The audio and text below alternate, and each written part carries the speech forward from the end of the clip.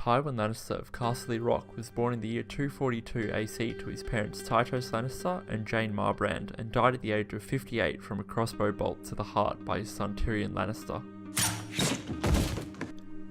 As a child, Tywin was forced to watch his house almost fall into the ground from the hands of his father. Tytos Lannister was too eager to please everyone, which made him weak. On many occasions, his own bannermen mocked him or openly defied him without any punishment, with some even not repaying debts owed to him.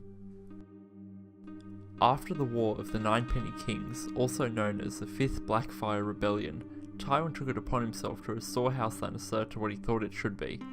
Even with Tytos as Lord of the House, Tywin declared that he will restore their house to that of dominance.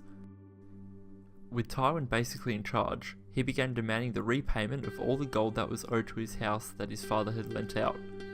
Those who could not repay the debts at this very moment were to immediately send a hostage to Castle Rock until the debts were paid. He then charged his brother, Kevan Lannister, with 500 seasoned knights to scour the Westerlands and rid them of bandits and rogue knights who were plaguing the lands that the Lannisters swore to protect. As expected, the collectors of the debts were met with either defiance or resistance, with Sir Roderick Rayne, Lord of Castamere, laughing when he read the letter from Lord Tywin and advised his followers and other houses to disregard it. Lord Walderan Tarbeck, however, opted to choose a different strategy and rode to Castle Rock, where he figured he could make Tytos recant his debts request. However, when Lord Tarbeck arrived to greet Tytos, it was only Tywin that was there to see him.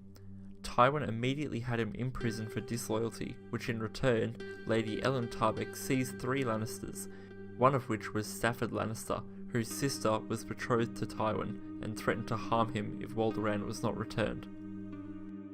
After hearing this, Lord Tytos ignored Tywin's suggestion that Walderan should be sent back in 3 pieces, one for every Lannister taken hostage, and instead returned Walderan unharmed and went as far as forgiving the debt owed to House Lannister, thus weakening House Lannister even further than before.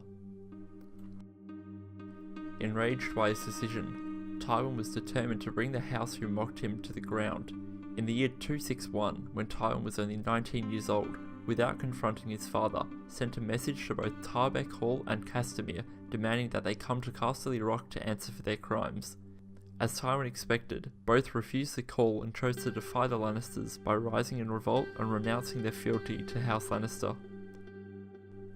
As Tywin knew that the Lords of Castamere and Tarbeck Hall would defy House Lannister, he had already begun assembling a small army even before he sent the Raven, and began leading the Lannister force to march against those who would defy him. Tywin took it upon himself to destroy House Tarbeck and Rayne for their open defiance towards the Lannisters. His army destroyed both vassal houses with ease and ruthless efficiency, bringing down each house entirely so that the house lines would come to an end, leaving only the broken castles as a reminder of what happens when you test the power of Castle Rock. The destruction of House Rayne and the brutality of Tywin inspired the song The Rains of Castamere, which was written as a tribute to the events. Later in the years, when Lord Farman of Faircastle grew aggressive towards House Lannister, Tywin sent a lute player instead of a letter, who then played the famous song in front of the Lord, who caused no more trouble for the house. Tywin was not a man to smile, only sharing it with Joanna Lannister when he married her. Joanna first gave him twins, Cersei and Jaime, hoping that they would one day be the Queen and Lord of Castle Rock. However, when Joanna died giving birth to Tyrion, it was said by Gerion Lannister that the best part of Tywin died when she did. Tywin was devastated by her untimely death and chose not to take another wife. Tywin was also Hand of the King for 20 years, serving under Aerys II, or most commonly known as the Mad King. He was so good at his job that some often said that it was him and not the Mad King who truly ruled the land. It all ended, however, when Aerys' madness drove the two of them apart into bitter disagreement. Sir Barristan Selmy stated that Aerys was attracted to and lusted after Tywin's wife when she was still alive. Understandably, this caused even further friction between the two. The tensions increased at a tournament in honour of Viserys' birth at Lannisport, where Tywin had offered to betroth his daughter, Cersei, to Prince Rhaegar, which Aerys refused out of spite. Aerys also caused Tywin to lose his favourite heir when he raised Jaime Lannister to the Kingsguard, leaving Tyrion as Tywin's only true heir to Casterly Rock.